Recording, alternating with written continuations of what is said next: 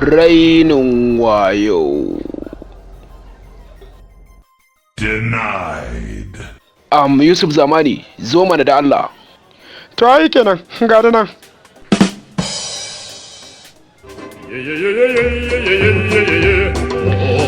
Da Allah ya kishi nake ji, kawo mu ruwa na sha mana. To ruwa kuma, wanda irin ruwa zan kawo ma? Wanda irin ruwa ka sani wanda ake sha don ya kashe kishi? To ni dai na san kaji da agwagi suna shan ruwan kwata don ya kashe musu kishi. To ni kaza ce ko agwagwa da za ka kama ruwan kwata na sha?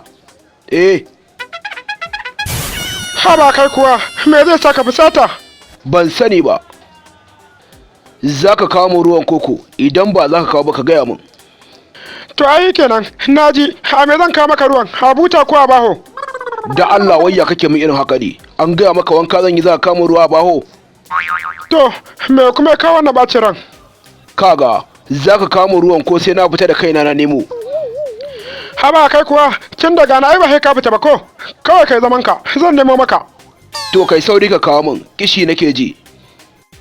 To, ka san dai ruwan kala-kala ne, akwai ruwan roba, akwai ruwan da 'yan garuwa suke sayarwa, sannan kuma akwai ruwan gafara kwado, ina nufin ruwan rijiya, wanne zan kama daga ciki? Irin wanda tsohonka yake sha, ɗan renin wayo. To jama'a, domin kasantuwar ku cikin jagwalgwalin nishadi, ku kasance tare da Yusuf Zamani Record TV. Kada ku manta ku danna subscribing da ƙararrawa domin samun wasu da zarar mun yi mun gode.